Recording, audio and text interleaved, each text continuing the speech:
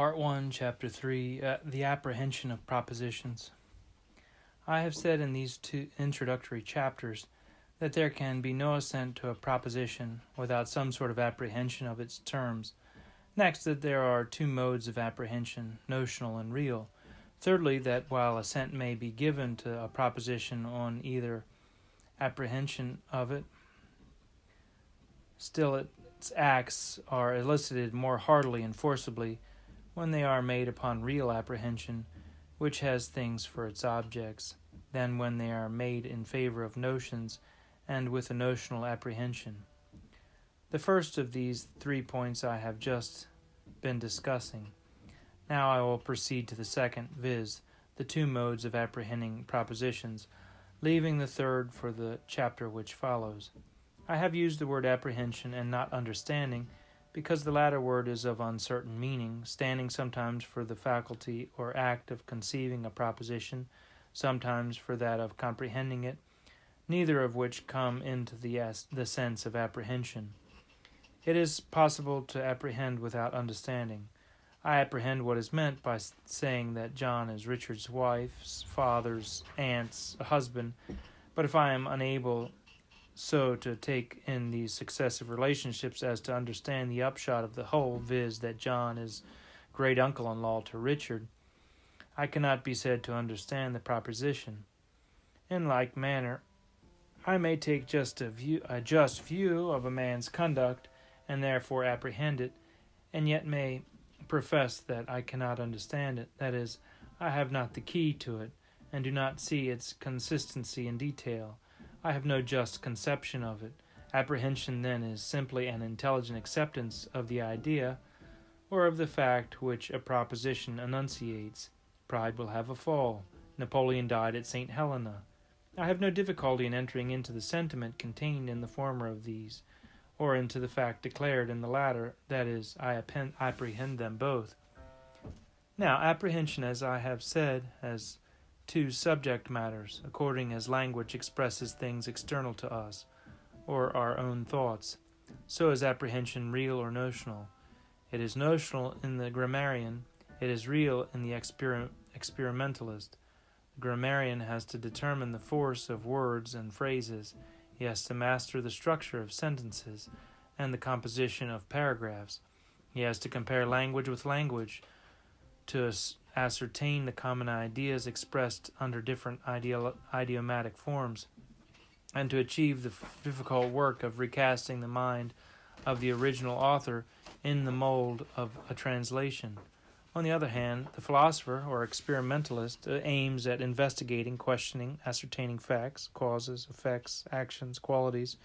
These are things, and he makes his words distinctly subordinate to these as means to an end. The primary duty of a literary man is to have clear conceptions and to be exact and intelligible in expressing them. But in a philosopher it is a merit even to be not utterly vague, inchoate, and obscure in his teaching, and if he fails even of this low standard of language, we remind ourselves that his obscurity perhaps is owing to his depth. No power of words in a lecturer would be sufficient to make psychology easy to his hearers, if they are to profit by him. They must throw their minds into the matter in discussion, must accompany his treatment of them with an active personal concurrence, and interpret for themselves as he proceeds the dim suggestions and adumbrations of objects which he has a right to presuppose, while he uses them as images existing in their apprehension as well as in his own. In something of a parallel way, it is the least pardonable fault in an orator to fail in clearness of style, and in the most pardonable fault of a poet. So again, an economist is dealing with facts. Whatever there is of theory in his work professes to be founded on facts. By facts alone must his sense be interpreted, and to those only who are well furnished with the necessary facts does he address himself.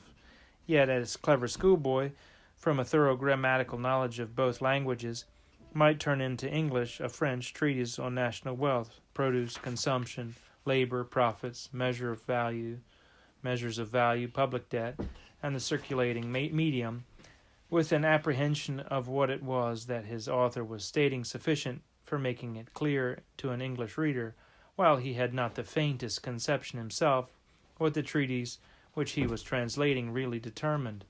The man uses language as the vehicle of things, and the boy of abstractions.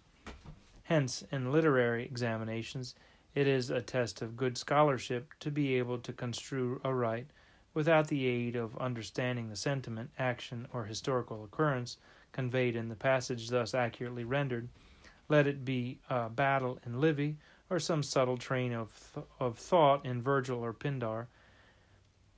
And those who have acquitted themselves best in the trial will often be disposed to think they have most notably failed, for the very reason that they have been too busy with the grammar of each sentence as it came to have been able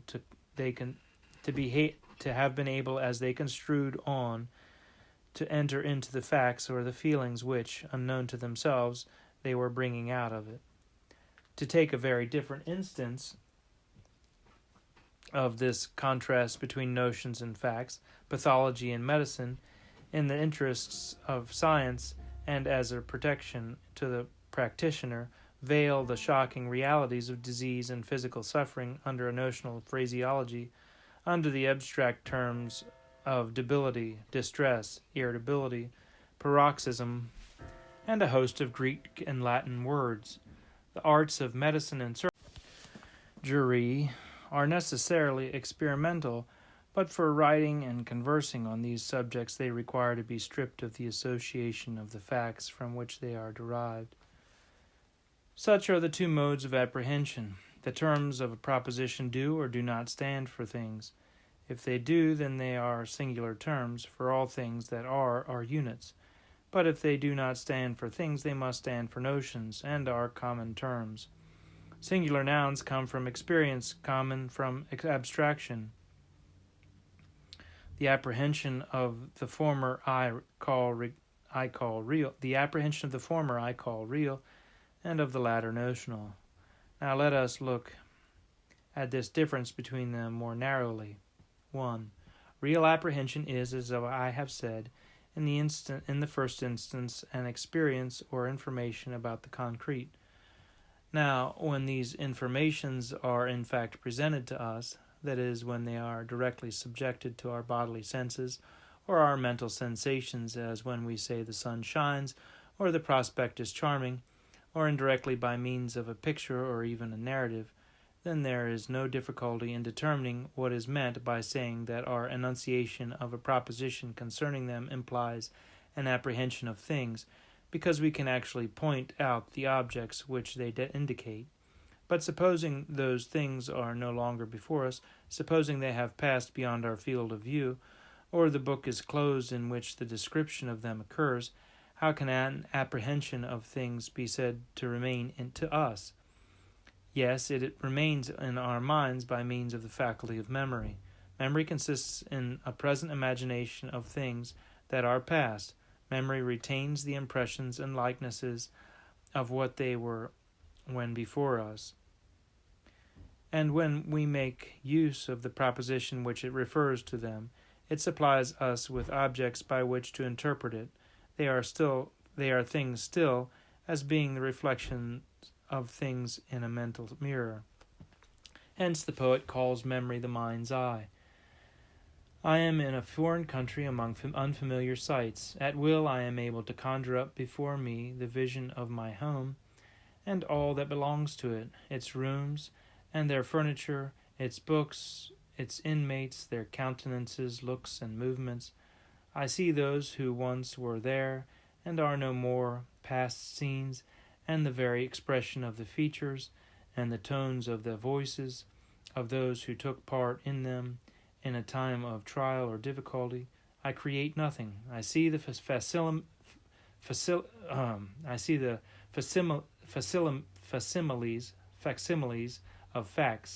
facsimiles of facts, and of these facsimiles, the words and propositions which I use concerning them are from habitual association the proper or the sole expression. And so again I may have seen a celebrated painting, or some great pageant, or some public man, and I have on my memory stored up and ready at hand, but latent an impress more or less distinct of that experience. The words, the Madonna de Sisto, or the Last Coronation, or the Duke of Wellington, have power to revive that impress of it. Memory has to do with individual things, and nothing that is not individual. And my apprehension of it notices it is and my apprehension of it notices is conveyed in a collection of singular and real propositions. I have hitherto been adducing instances from, for the most part, objects of sight, but the memory preserves the impress, though not so vivid, of the experiences which come to us through our other senses also. The memory of a beautiful air, or the scent of a particular flower, as far as any remembrance remains of it, is the continued presence in our minds of a likeness of it, which its actual presence has left there.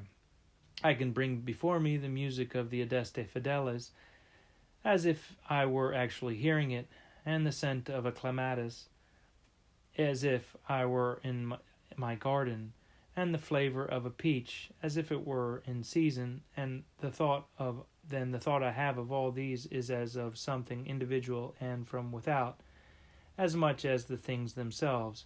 The tune, the scent, and the flower are from without, though compared with the things themselves, these images, as they may be called, are faint and intermitting.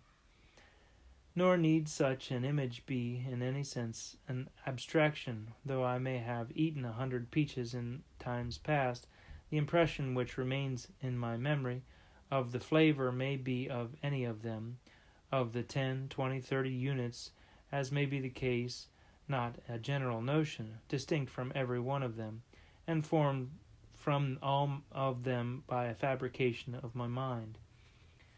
And so again, the apprehension which we have of our past mental acts of any kind, of hope, inquiry, effort, triumph, disappointment, suspicion, hatred, and 100 others, is an apprehension of the memory of those definite acts, and therefore an apprehension of things, not to say that many of them do not need memory, but are such as admit of being actually summoned and repeated at our will.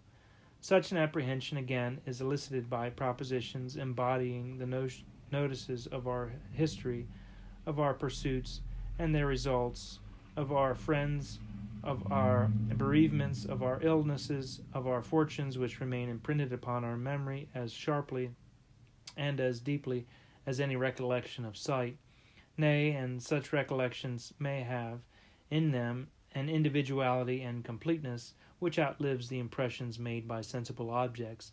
The memory of countenances and of places and times past may fade away from the mind, but the vivid image of certain anxieties or deliverances never.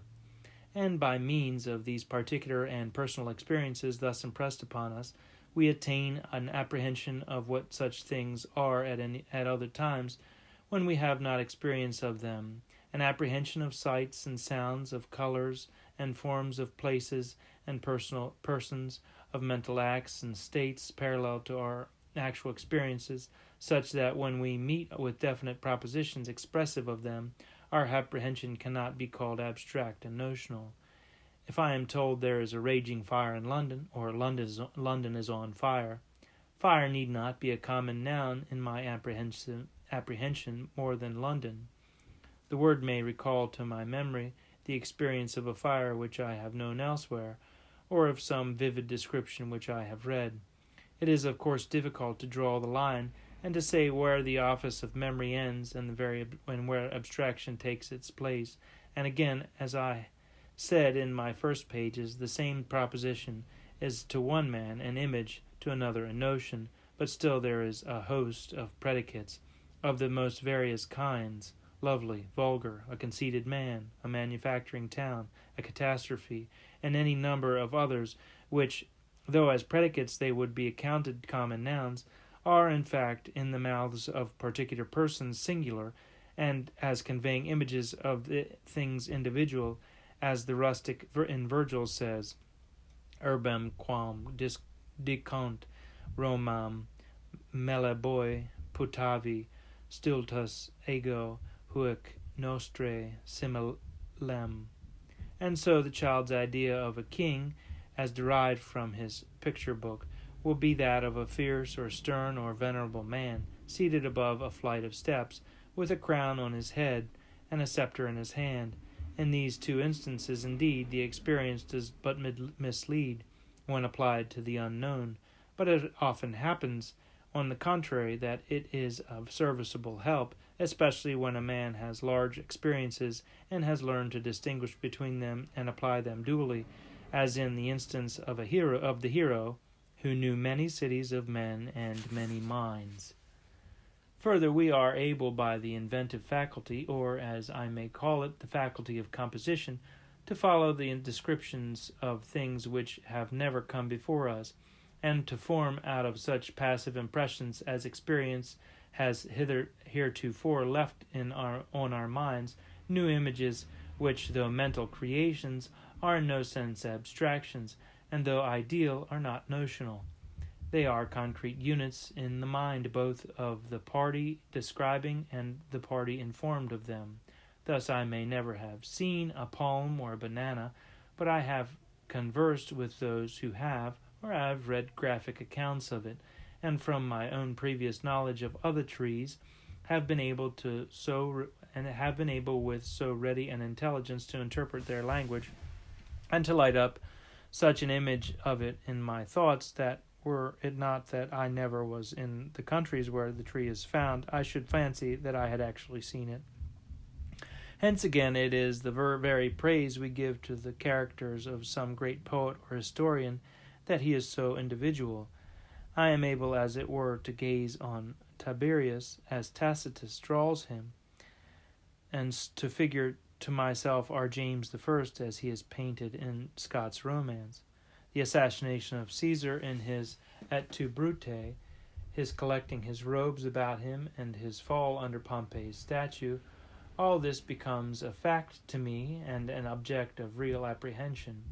Thus it is that we live in the past and in the distant, by means of our capacity of interpreting the statements of others about former ages or foreign climes, by the lights of our own experience. The picture which historians are able to bring before us of Caesar's death derives its vividness and effect from its virtual appeal to the various images of our memory. This faculty of composition is, of course, a step beyond experience, but we have now reached its furthest point. It is mainly limited, as regards its materials, by the sense of sight. As regards the other senses, new images cannot well be elicited and shaped out of old experiences. No description, however complete, could convey to my mind an exact likeness of a tune or an harmony, which I have never heard, and still less of scent, which I have never smelt.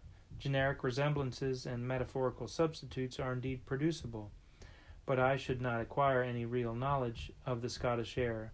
There's nae luck, by being told it was like Auld Lang Syne, or Robin Gray. And if I said that Mozart's melodies were as a summer sky, or as the breath of zephyr, I should be better understood by those who knew Mozart than by those who did not. Such vague illustrations suggest intellectual notions, not images. And quite as difficult is it to create or to apprehend by description images of mental facts, of which we have no direct experience. I may indeed, as I have already said, bring home to my mind so complex a fact as an historical character by composition out of my experiences about character generally, Tiberius, James I, Louis XI, or Napoleon. But who is able to infuse into me, or how shall I imbibe, a sense of the peculiarities of the style of Cicero or Virgil, if I have not read their writings? Or how shall I gain a shadow of perception of the wit or the grace ascribed to the conversation of the French salons, being myself an untraveled John Bull? And so again, as regards the affections and passions of our nature, they are sui generis, respectively, and incommensurable, and must be severally experienced in order to be apprehended really. I can understand the rabiah of a native of southern Europe, if I am of a passionate temper myself, and the taste for speculation or betting found in great traders or on the turf, if I am fond of enterprise or games of chance. But, on the other hand, not all the possible descriptions of headlong love will make me comprehend the delirium, if I have never had a fit of it. Nor will ever so many sermons about the inward satisfaction of strict conscientiousness create in my mind the image of a virtuous action and its attendant sentiments, if I have been brought up to lie, thieve, and indulge my appetites. Thus we meet with men of the world who cannot enter into the very idea of devotion, and think, for instance, that from the nature of the case, a life of religious seclusion must be either one of unutterable dreariness or abandoned sensuality, because they know of no exercise of the affections but which is merely human, and will others again, who, living in the home of their own selfishness, ridicule as something fanatical and pitiable the self-sacrifices of generous high-mindedness and chivalrous honor. They cannot create images of these things any more than children, on the contrary, can of vice, when they ask whereabouts and who the bad men are, for they have no personal memories and have to content themselves with notions drawn from books or from what others tell them. So much on the apprehension of things and on the real in our use of language. Now let us pass on to the notional sense. Section 2. Experience tells us only of individual things, and these things are innumerable. Our minds might have been so constructed as to be able to receive and retain an exact image of each of these various objects one by one, as it came before us, but only in and for itself, without the power of comparing it with any of the others. But this is not our case. On the contrary, to compare and to contrast are among the most prominent and busy of our intellectual functions. Instinctively, even though unconsciously, we are never instituting comparisons between the manifold phenomena of the external world as we meet with them, criticizing, referring to a standard, collecting, analyzing them. Nay, as if by one and the same action, as soon as we perceive them, we also perceive that they are like each other or unlike, or rather both like and unlike at once. We apprehend spontaneously, even before we set about apprehending. That man is like a man. That man is like man, yet unlike, and unlike a horse, a tree, a mountain, or a monument, yet in some, though not in the same aspects, like each of them.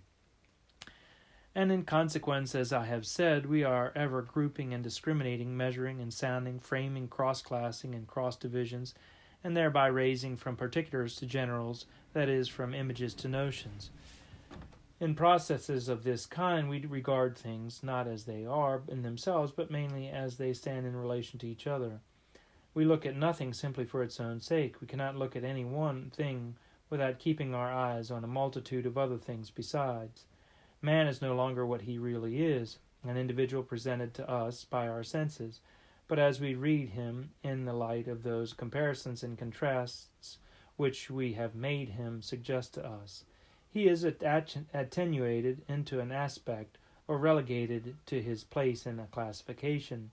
Thus his appellation is made to suggest not the real being which he is in this or that specimen of himself, but a definition. If I might use a harsh metaphor, I should say he is made the logarithm of his true self, and in that shape is worked with the ease and satisfaction of logarithms.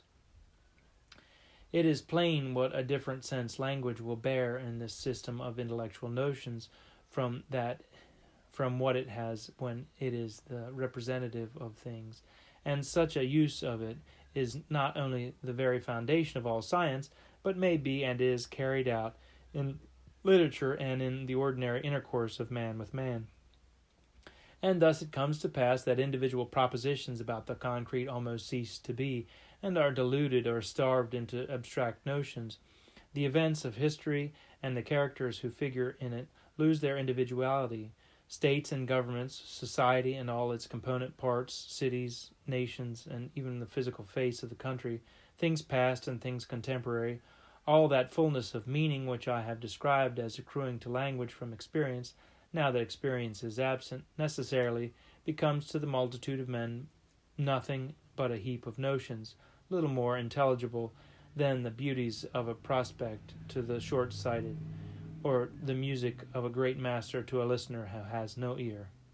I suppose most men will recollect in their past years how many mistakes they have made about persons, parties, local occurrences, nations, and the like, of which at the time they had no actual knowledge of their own. How ashamed or how amused they have since been at their own gratuitous idealism when they came into possession of the real facts concerning them. They were accustomed to treat the definite Titus or Sempronius as the quidam homo, the individuum fagum of the logician. They spoke of his opinions, his motives, his practices, as their traditional rule for the species Titus or Sempronius enjoined. In order to find out what individual men in flesh and blood were, they fancied that they had nothing to do but to refer to commonplaces, alphabetically arranged. Thus they were well up with the character of a Whig statesman or a Tory magnate, or a Wesleyan, a Congregationalist, a parson, a priest, a philanthropist, a writer of controversy, a skeptic, and found themselves prepared without the trouble of direct inquiry to draw the individual after the peculiarities of his type. And so with national character, the late Duke of Wellington must have been impulsive, quarrelsome, witty, clever at repartee, for he was an Irishman. In like manner, we must have cold and selfish Scots, crafty Italians, vulgar Americans, and Frenchmen, half tiger, half monkey. As to the French, those who are told enough to recollect the wars with Napoleon know what an eccentric notions were popularly entertained about them in England, how it was even a surprise to find some military man who was not a prisoner of war to be tall and stout, because it was received idea that all Frenchmen were undersized and lived on frogs. Such again are the ideal personages who figure in romances and dramas of the old school, tyrants, monks, crusaders, princes in disguise, and captive damsels, or benevolent or angry fathers, and spendthrift heirs, like the symbolic character in some of Shakespeare's plays, a tapster or a Lord Mayor, or in the stage direction, enter two murderers. What I have been illustrating in the case of persons might be instanced in regard to places, transactions, physical calamities, even in history. Words which are used by an eyewitness to express things, unless he be especially eloquent or graphic, may only convey general notions. Such is, and ever must be, the popular and ordinary mode of apprehending language. On only a few subjects have any of us the opportunity of realizing in our minds what we speak and hear about, and we fancy that we are doing justice to individual men and things by making them a mere synthesis of qualities, as if any number whatever of abstractions would, by being fused together, be equivalent to one concrete. Here, then, we have two modes of thought, both using the same words, both having one origin, yet with nothing in common in their results. The informations of sense and sensation are the initial basis of both of them. But in the one we take hold of objects from within them, and in the other we view them from outside of them. We perpetuate them as images in the one case, we transform them into notions in the other. And natural to us, as are both processes in their first elements and in their growth, however divergent and independent in their direction, they cannot really be inconsistent with each other. Yet no one, from the sight of a horse or dog, would be able to anticipate its zoological definition, nor from a knowledge of its definition to draw such a picture as would direct the eye to the living specimen. Each use of propositions has its own excellence and serviceableness, and each has its own imperfection. To apprehend notionally is to have breadth of mind, but to be shallow. To apprehend really is to be deep, but to be narrow-minded. The latter is the conservative principle of knowledge, and the former the principle of its advancement. Without the apprehension of notions, we should forever pace around one small circle of knowledge, without a firm hold upon things.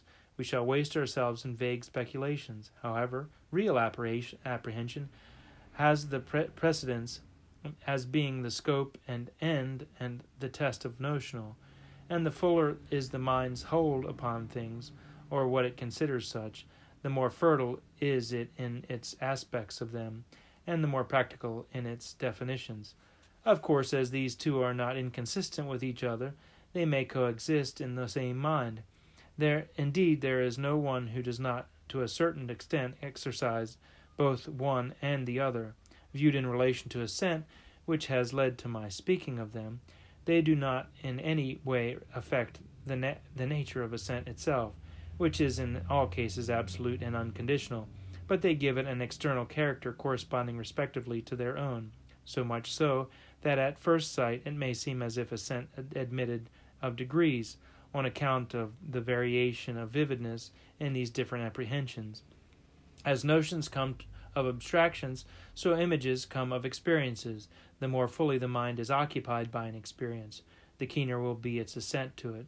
If it assents, and on the other hand, the duller will be its assent, and the less operative, the more it is engaged with an abstraction, and thus a scale of assents is conceivable, either in the instance of one mind upon different subjects, or of many minds upon one subject, varying from an assent which looks like mere inference up to a belief both intense and practical.